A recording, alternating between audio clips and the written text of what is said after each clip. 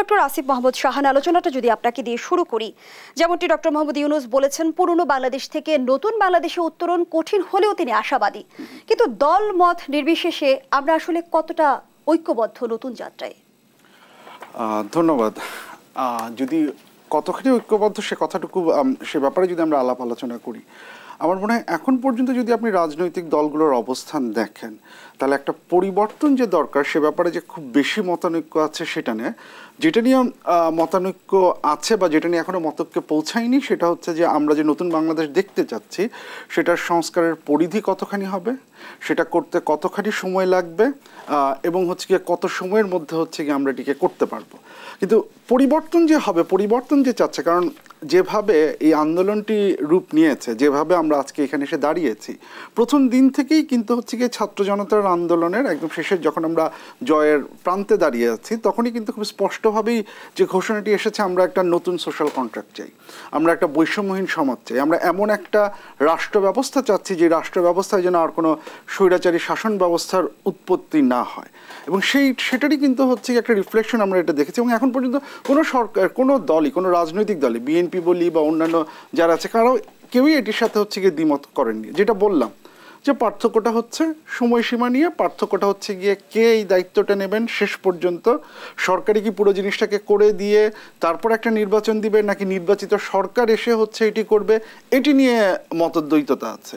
কিন্তু লক্ষ্য নিয়ে কোনো ধরনের মতদ্বৈততা আমার মনে হয় কোথাও নেই। আমরা যদি সংস্কারের কথা বলি, সংস্কার মানেই কিন্তু বিশাল ক্যানভাস, সেখানে আসলে সংস্কার কাজ কোথায় শুরু হয়ে কোথায় শেষ হবে সেই বিষয়টির বিষয়ে কি আমরা অবগত রয়েছি? অবশ্যই, মানে এটা তো একটা বিশাল কাজ। তবে একটা জিনিস খুব পরিষ্কার, এবং এটা আমার মনে হয় খুব গুরুত্বপূর্ণ, আমাদের সবারই এই জিনিসটা বোঝার দরকার। আমরা যখন সংস্কারের কথা বলছি, দেখুন, নির্বাচন একটা গণতান্ত্রিক শাসন ব্যবস্থা নিশ্চিত করার একটা উপায়, খুবই গুরুত্বপূর্ণ একটা উপায়। কিন্তু শুধুমাত্র আপনি যদি নির্বাচন করেন এবং সেই নির্বাচন যতই নিরপেক্ষ হোক, তার মানে কিন্তু আপনি গণতান্ত্রিক রাষ্ট্র হয়ে যাচ্ছেন না। কারণ গণতান্ত্রিক রাষ্ট্রের পক্ষে নির্বাচন একটি উপায়। তারপরে নির্বাচন হবার পরে আমাদের যে তিনটি, আমাদের যে শাসন বিভাগ, আমাদের যে এক্সিকিউটিভ, লেজিসলেচার বা জুডিশিয়ারি আছে, তাদের মধ্যে ক্ষমতার ভারসাম্য আছে কিনা সেটি গণতন্ত্রের জন্য দরকার। এক্সিকিউটিভের উপরে চেক অ্যান্ড ব্যালেন্স আছে কিনা গণতন্ত্রের জন্য সেটি দরকার।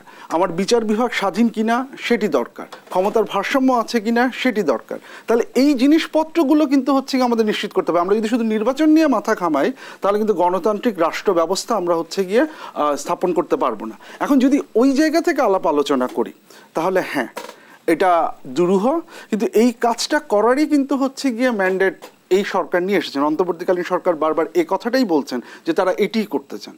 সো ওই দিক থেকে যদি আমরা চিন্তা করি, এবং গতকালকে আপনি তো শুরুতেই যে কথাটা বললেন যে আমরা রিফর্ম কমিশন কতগুলো পেয়েছি, সেখানে কনস্টিটিউশনাল রিফর্ম কমিশনের কথা বলা আছে, তার মানে এই জিনিসটা নিয়ে একটা আলাপ আলোচনা হবে।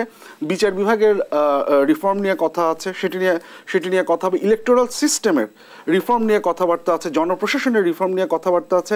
তার মানেটা হচ্ছে যে আমরা ওই রাস্তাতেই আগাচ্ছি, যে রাস্তা শুধু নির্বাচন কেন্দ্রিক একটি শাসন ব্যবস্থা না, গণতান্ত্রিক প্রতিষ্ঠানগুলোকে শক্তিশালী করা এবং এই যে চেক অ্যান্ড ব্যালেন্স এবং ক্ষমতার ভারসাম্য তৈরি করা, যেটা এক কেন্দ্রিক কোনো শাসন ব্যবস্থা তৈরি করবে না, সেই দিকটাতেই আমরা যাচ্ছি।